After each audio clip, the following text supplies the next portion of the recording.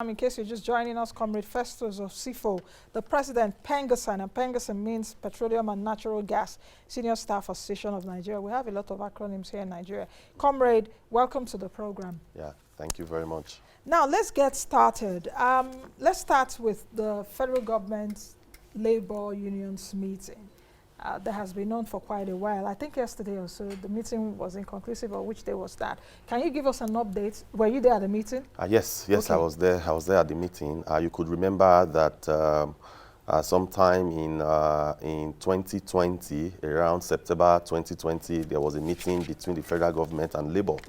And in that particular meeting, at the end of the long-drawn discussion, a communique was signed.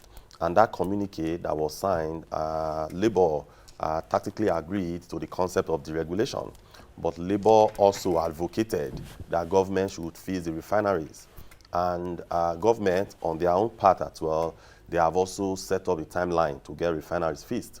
So after that meeting, there was the initial increment in PMS to around 168 naira per litre.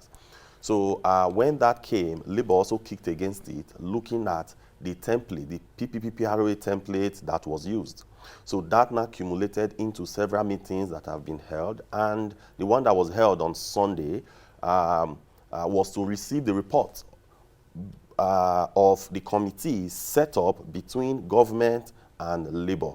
So that report was to examine what can we do to bring down the cost of PMS to from PPMC, from all the other marketers to Nigerians. So at the end of the day, it was when the report was received, Labour also noted that in that particular template, some things could also be done. Things, for example, if you look at the PPRA template, for example, you have the NIMASA charges, you have MPA charges. At the end of the day, all this also goes back to government. Yes, the percentages are quite small, but it translates to naira and kobo for the masses. So Labour has also looked at that template, and they have also advised government that government should not roll out policies at the end of the day that will put Nigerians in hardship.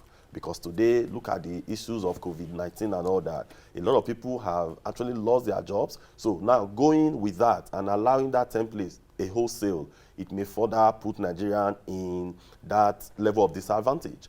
But on the part of Labour as well, we have also advocated in the past, like PENGASSAN, clearly, for example, we have said that we are okay with deregulation. In fact, in a meeting of PENGASSAN National Executive Council that was held in 2016 in Calabar, in that particular meeting, it was agreed by PENGASSAN National Executive Council that we are fine with deregulation. But because some of the reasons why we advocated for that was because of the fact that if you look at today, we have over 600 refineries in the world.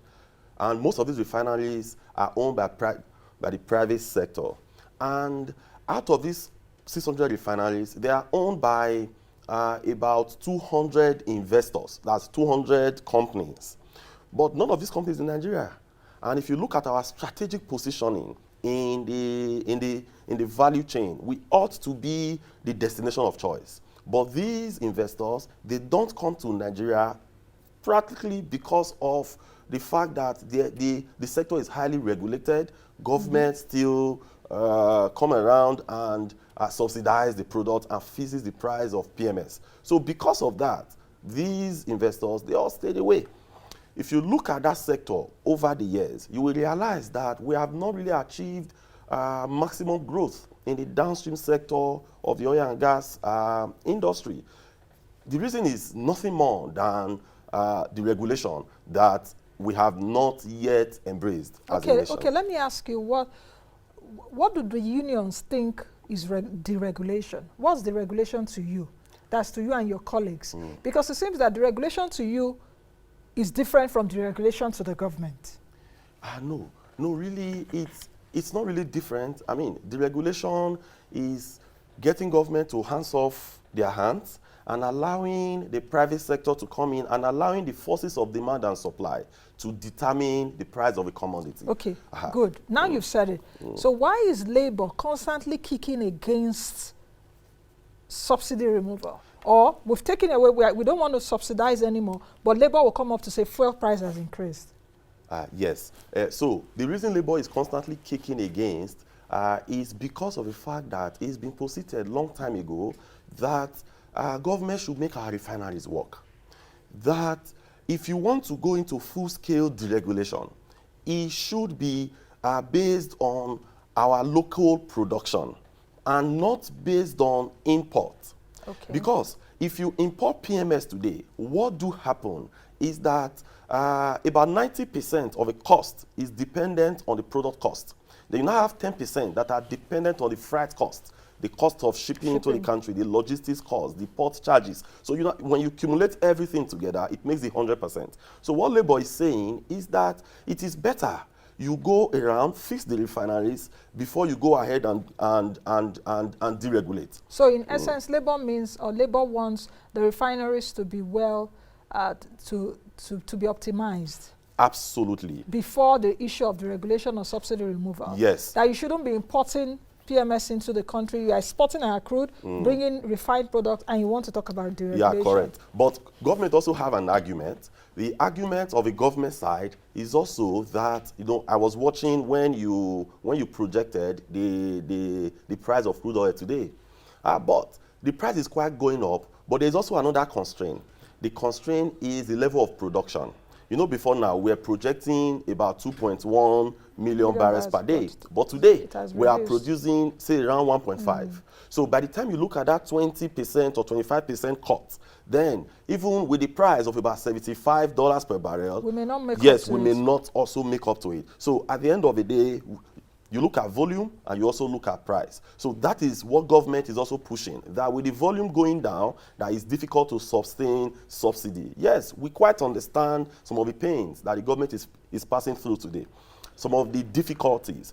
But one of the things that was also posed to them is that, yes, we have looked at the PPPRA template. We think there is some level of justification.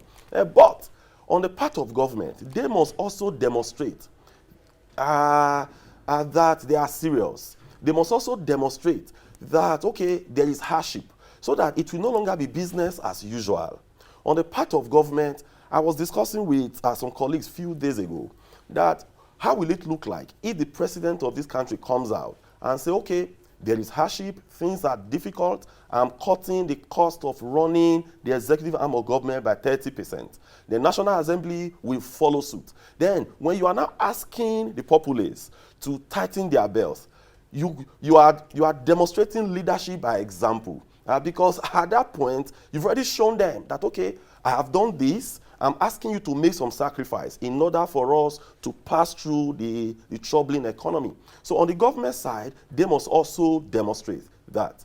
But because we'll talk about the refineries, I will say something on that later. But on this, conclusively on this, on the part of PENGASSAN truly believe that the sector should be deregulated.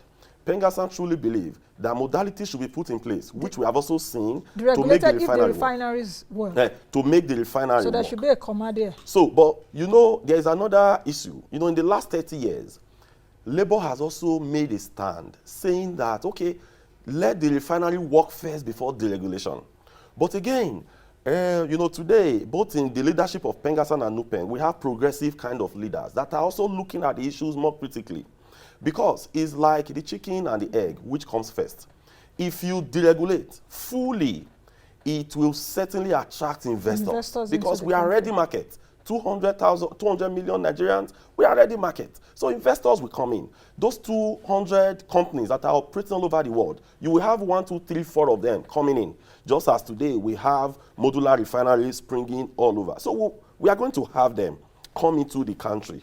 But if we also say you must get refinery work first before deregulation, it will also bring some level of that sector may not also be attractive. So as Labour, we are also looking at it, how to balance it out so that the sector will develop and Nigerians will not be thrown into hardship. So in that meeting, the conclusion was that government do everything possible to ensure that Nigerians are not put in the harm's way. Nigerians are not put into further poverty. the level of poverty today should not be further exacerbated. So that was the conclusion of that meeting. But there is also another follow-up meeting that will come up after Easter to keep discussing on the subject. So no meeting in the next few days? No. The next meeting was fixed sometime in April. Okay. Yeah.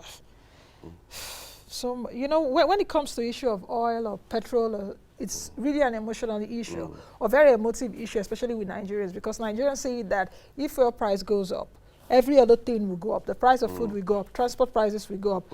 And at the time like this, where inflation is almost, you know, we're recording the highest inflation in about 33 months or close to 3 years, it's not a good one. Now, let's talk about, you said earlier on that the sector is highly regulated. Yeah. I got when you said that. What do you mean by highly regulated? We have regulators such as regulators and operators, NNPC, DPR. Why did you say it's highly regulated? Yeah, the sector is not, today, if you look at the downstream sector, is regulated by DPRO.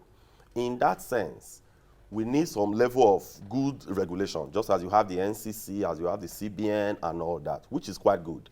But when you fix the price of your product, then that becomes a distortion. Because if someone goes to farm and he gets the seedling, he gets the labor, in fact, he gets all the input at his own cost, then you are not telling him how much he's going to sell the product after harvest. Then people will start thinking, should I go ahead to invest in this product? So that is what I meant. That at the end of the day, government fixing the price of PMS, so it discourages investment. At the end of the day, you will not have that public-private partnership. That is the major reason why that sector has not grown the way we have seen. That is the major reason why investors, they have not come into the country to invest. Okay, where does PENGASSAN stand? Should the subsidy, because Mele Kyari announced last year that subsidy has been removed. Where does PENGASSAN stand? Should the subsidy be there or should it be removed? I know. PENGASSAN stands since 2016. Since 2016, our NEC meeting in Calabar has been that subsidy should be removed. Okay. Are you still standing there now? Yes, correct. Yes. But So why are you against fuel price increase? No. And the other part of, if you take a look at it, NNPC is the only one supplying PMS9 to the country. That means there's subsidy, because if the petrol landing cost is over 180 naira, as we're told, that means there's a gap, and NNPC is filling that gap. And the subsidy payments or the subsidy funds they are using is not in the budget. Are these some of the issues you raise with federal government when you meet them? Yes. And ask for those things done transparently, that where do they get the money? Because it's not in this year's budget. Yeah, but it's for NNPC to tell us where they get the money from. Do you ask them? Yes, of course. As a union, I mean, yes, of labor. course, of course. You know, in labor, we have the TUC and NLC. PENGASSAN is under the TUC. So as PENGASSAN, we have our stand. But in these issues, we allow the TUC and the NLC to drive it. But we will also tell them, this has been PENGASSAN stand over the years. But in doing this, there are some things like the agreement that was signed in September 28, 2020. If you look at that agreement, you will see what labor clearly spelled out. And you will see the timeline that government also provided through the NNPC, how they will get the refineries work. One of the constraints that we have had all the while about those refineries has actually been that PENGASSAN and NUPENG, we have not been at the steering committee of the rehabilitation framework of the refineries. So for PENGASSAN, our position is very clear. It's been made clear over the years, since 2016 May. But this is driven clearly by the TUC and the NLC. But we have our own position. Subsidy should go. But in subsidy going, there are other palliatives, there are other things you could put to ensure that Nigerians are not clearly exposed. So those things must be clearly defined and they must be provided. You know, what you just said about palliatives, especially when it comes to issue of fuel price, it took me back to 2012. And I remember in 2012, I had this conversation with Sanusi Lamido Sanusi, who was the former central bank governor, as well as Okonjo Iweala, who was the finance minister at that time. Yeah. I remember they were going around the country talking about, we needed to remove fuel subsidy, but we'll give you guys palliatives. Government will provide buses and all of that. But it seems that 9 years later, we're still talking about this. Anyway, let's go to the issue of refineries. As a union, what are you hearing concerning the refineries? We have 4 refineries, 2 in Port Harcourt, 210,000 capacity, that's barrels per day. We have 1 in Kaduna. Kaduna is, I think, 110,000. Warri is 125, about giving us 445,000 barrels per day. What are you hearing about refineries? Because I've heard different things from government, whether they will sell, privatize, or they will not sell, or they want investors to come. You know, what are you hearing, since you are close to them? Yes. This morning, I was listening to one of your sisters, a program in one of your sisters' TV, and the anchor of the program said that the union has endorsed the sales of refineries. I want to state categorically that it is not true. I want to state categorically that there is at no point that the unions endorsed the sales of refineries. For us, we believe that the refineries are national assets. We believe that the refinery can work if the will is there. Just what you said clearly, that we have refineries with a total capacity of about 445,000 barrels per day. And you did the distribution quite well. You know, that of Kaduna 110, then that of Warri 125. Warri 125. Initially it was 100, they now ramped it up to 125, then later Port Harcourt 150, plus the old one in Port Harcourt that's about 60. So making up that total. So today I can say that we have been able to push government to get the refinery to work. So now they have started the process, and we are part of the process. Started which process? Yes, started the process of rehabilitating the refineries. What is the difference between rehabilitation and turnaround maintenance? Yes, the difference is this. In turnaround maintenance, if you have a car, for example, so if you have, if the car is working, over time you get oil to service the engine. So periodically. So you could fix it for every 2 months, or depending on the number of kilometers. Exchanging the oil in my car. Yes, exchange the oil in your car and getting some of the basic maintenance components the done. Oil filter and yes. all that. So like the plant that you are seeing there, that installation. If you look at an installation of where we produce oil and gas, maybe owned by Total, Chevron and all that, every 2 years, they shut down the facility and they will now carry out a total maintenance on it. So it's an overhauling. But in this case, it is a rehabilitation, because it's just like your car now. When your car engine is now knocked down, the tires are bad, the injector system, in fact, everything is completely out. So now you now need to rehabilitate the car. So rehabilitation is much more intensive than a turnaround maintenance. So one of the mistakes, because we have asked some questions in the committee that we belong, we've asked some questions. Why is it that in the past, we've heard of turnaround maintenance and nothing has been done? In the past, the unions were not part of, in that steering committee to keep pushing government and get them do what was right. But in this case, we've been able to integrate ourselves into that committee to ensure that whenever they are doing things that are not right, we will come out and shout. So where are we today? In the Port Harcourt refinery, as of today, in the next 1 or 2 weeks, an EPC contract will be awarded. What's EPC? Selecting the contractor that will do both the engineering, procurement, and all that. Has the tender process been finalized? Yes, yes. Okay. I think currently it should be with the BP to get a certificate of no objection, then to now move to Federal Executive Council. So, but those processes are on. And PENGASSAN and NUPENG, we monitored the process to ensure that it's not just the NNPC management coming to the media to tell us that something is being done. We monitor the process to ensure that, yes, what they are telling us is a reality. And I can confirm that today. So in the Kaduna and the Warri refineries, before the end of May, June, we will get to the point that we are currently in that of Port Harcourt. To also get the EPC contract out and for the rehabilitation to commence. In fact, the Kaduna and the Warri is a little bit better than the Port Harcourt. They may even be much faster because, you know, in the refining process, there are practically four processes. You know, you have the distillation processes. Then from the distillation process, it will now move to the FCC, or what we call the fluid catalytic cracker. Yeah. So it moves there. Then from there, it now moves to, so it has those 4 stages. So now, in the Port Harcourt, there are some basic issues with the FCC, for example. So it may take a longer time to get the Port Harcourt on stream than the Warri and the Kaduna. But as PENGASSAN and NUPENG, we will continually monitor them to ensure that whenever they are deviating, we will come out and shout and let Nigerians know where we are currently about the refineries. Did government give you like a certain date where the refineries will start working? Because I know we've heard different dates from different ministers.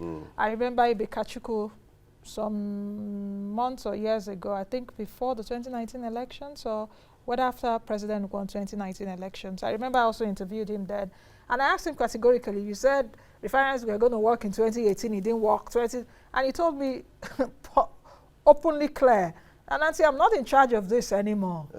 You know, so did they give, has government given you like a timeline where refineries will begin to work? Yes. It's not a just real timeline now. Yeah, it's not just what, you know, like I said, that in the past, the unions, we were a bit blinded. But currently, we are now seeing much more. We are following them. So the contractors are quoted. We saw the timelines that they gave. But we are trying to even push government, because if you see that agreement that was signed earlier on, that agreement I talked about, that was signed in September, government actually said 50% of Port Harcourt refinery will come on stream before the end of the year. Why the other remaining path will come on board before the mid-2023. So that was government position. But our own position was that there are a lot of things you can do simultaneously. So in doing the rehab, there are, so if you put in more hands, if you inject more funds, you'll be able to get, like in Port Harcourt, area 1, area 2, area 3, you get them, you get the contractors working on them simultaneously. So for us, we think that as of today, because of our vantage position and because of our insistence, we think that there are some traction that are being gained. But, you know, with the Nigerian malady of having government managing institutions and it doesn't work well, our advocacy is that at the end of this maintenance, government hands off. You could now bring in a model that will make the refinery operational for a on a long-term basis. So that was why we have been advocating as PENGASSAN since 2016. We have been pushing for the NLNG model. Okay, I was coming to that. That if you fix the refinery, because if you want to bring in that model today, because of the state of the refinery, the government may be shortchanged. The private investors that you will bring, they will see the refinery as scrap. So at the end of the day, they don't want to pay good amount of money because this is Nigerian asset. But when you fix the refineries and they are up and running, then you could now approach investors. For example, so PENGASSAN doesn't want an outright sale of the refineries eventually when they start working? Not at all. You want the NLNG model where the government will still have majority shareholding, minority shareholding, about 49% to 51%. Yes, yes. That's the PPP, public-private partnership kind of model. Okay, you wanted to say something before? If you see, for example, the reason we are advocating for that, if you look all over the world, okay, look at a place like Singapore. Singapore, they are not commercial producers of crude oil. As of today, they refine about 1.5 million barrels of crude oil per day. If you look at China, they are not major power in terms of crude oil production. But they import a lot. They import crude oil, but yes, to feed their refineries. They produce 12.5% of the world, of the total production of crude oil, 12.5%. That is 1/8. So imagine that quantum. that China today produces. In fact, the largest refinery in the world is sited in India.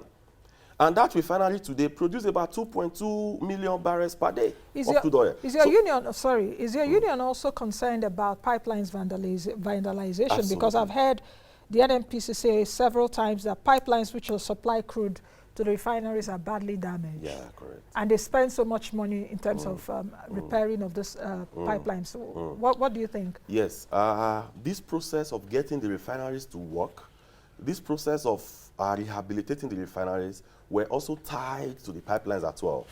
Because you cannot get the refinery working if the pipes that will take the feedstock to the refineries are not functional. So they are going together. So, one of the greatest constraints we've had is that, in the past, because the crime rate in the country was a bit reduced, so what now happened was that the pipes, they were laid close to the surface. But currently, part of the plan that they are making is that those pipes will be laid in such a way that it will be so difficult to be vandalized. Okay. So as they are fixing the refineries, those pipelines as well, they are also looked at. But as of today, I'm not sure any contract have been awarded. Okay. Yeah. Do you have an idea of how many liters of petrol we consume daily? Yeah. Because that is also a confusing figure. Yes, you are. And not just within this administration. Now we hear 32 million liters. Are we hear 50 million liters? Are we hear? So do you have an idea? Today, what we could easily place our hands on is actually the importation from the marketers, maybe PPMC. Okay. So on a monthly basis, PPMC bring close to 50 billion liters into the country. But, Nnaji, these 50 million liters are coming to the country, I can bet that you have minimum 10 to 20% that goes outside the country. Okay. Because today, if you look at the West Africa region, in Nnaji, they sell PMS at about equivalent to our money over 450 naira. If you go to Chad, over 400 naira. If you go to Benin, the same thing. So all our neighbors, they are selling PMS at a rate that is much higher than ours. Because in those countries, outside the fact that they don't subsidize, they charge a very high level consumption tax. So if you buy PMS in Niger, you pay as high as 65 to 70% tax on it. So it is more lucrative for these marketers to smuggle out our product. So NNPC bringing in this volume, Nigeria is also a country where data is also difficult to have verifiable data. So what we know is the volume brought in by NNPC, but the actual consumption within the country, I am not sure is up to the 50 million liters that is being advertised. Yeah. How concerned are you about the petroleum industry bill? Because that will also revolutionize your industry. That's one. Then also let's talk about gas. Yeah. Which I guess your union also covers. That gas is the new petrol. You saw that the president launched the scheme, I think, in December 2020. The government also says that he wants to convert, is it 1 million vehicles, gas conversion? So speak to me about those two things before we round up. Yes, thank you, Nancy. On the petroleum industry bill, for us, we were in the National Assembly to advocate for a bill that will be balanced, for a bill that will ensure that government, more revenue accrue to government, and will also attract investment. So it must be balanced. So that, because if you look at, you could discover that in the last 2 years, we've had on a yearly basis about 17 billion USD that has accrued to Africa in the upstream sector. Less than 3 billion came to Nigeria. So that shows that there are a lot of things we are not doing correctly. So we must pass this bill to reduce the uncertainty in the industry. Once this bill is passed, but the bill, we should not hurriedly pass a bill that will be lopsided. We must pass a balanced bill. And one of the things we also advocated is that in the bill has provided for 2 regulators, one for the upstream and one for the mid and downstream. We don't think that is right. It's just like you have NCC today. You have 2 of NCC. So if you want to take license, you go to one. If you want to erect mass, you go to the other. You are going to have unhealthy rivalry. So what we are advocating is that we must have one regulator so that becomes the point, the reference point, a one-stop shop. Just like the CBN for banks, like and CBN other for financial banks. institutions. Exactly. So you walk there, you have the full information. Because if we bring two, I can tell you that the ease of doing business is going to plummet further because there's going to be an issue between them. Then on gas, our advocacy clearly on gas is that that is a new oil. So we are with government on that. Let them put mercenaries in place, like the Train 7 currently going on in NLNG. We are in support of that. The brass NLNG, we are pushing government. Let them fast track to ensure that they start the development of the gas of the brass NLNG. Then on the CNG, that was another point we also raised as PENGASSAN, that CNG today, in some part of the world, CNG are used in powering automobiles. So government should also support the private investment that we ensure that the facilities for CNG are there, so that at the end of the day, because CNG are much more cheaper than petrol. Will you convert your vehicle to gas? Absolutely. Will you? Yes, I will. Okay. I will. All right, I think that's the much we can take with the PENGASSAN. Our president, I've been speaking with Festus Osifo, who is the president of PENGASSAN, Petroleum and Natural Gas Senior Staff Association of Nigeria. We've been talking about the issue of refineries, the issue of PIB, the issue of FG labor unions meeting. Thank you very much for joining me on the show today. Just before we go, we have comments on our social media platforms. Keep them coming, and some questions that questions, teasers to also educate and inform you, and also tests your knowledge about some of the things that we say here on the program. Can we quickly have some of that? If we'll definitely have that on the screen very quickly. We asked earlier on our Twitter handle how well the people check their net worth. Okay, those are the comments on the screen. I can't see them from where I am now. But from Omogbala Hobab, she said you can be moneyful without being wealthy. You can have money, be wealth empty. Okay, perhaps money doesn't give you happiness, or wealth is not happiness. All right, I think, do we have other comments very quickly just before we go? What exactly does net worth mean? Go on our social media handles and start interacting and start engaging with us. That is one handle you need to follow so that you can learn quite a lot. Omogbala House, okay, let me take Benjamin. I can see net worth, the total monetary value of a person's assets. Okay, thank you very much, guys, for joining us today. Thank you again for coming, and hope to see you soon when we'll interrogate the state of the refineries again. Right, I hope we won't be going around all of this. God willing. All right, I am Nnaji. Be the best you can be and be the change that you want to see. Don't forget to wear your mask. I'll see you all tomorrow.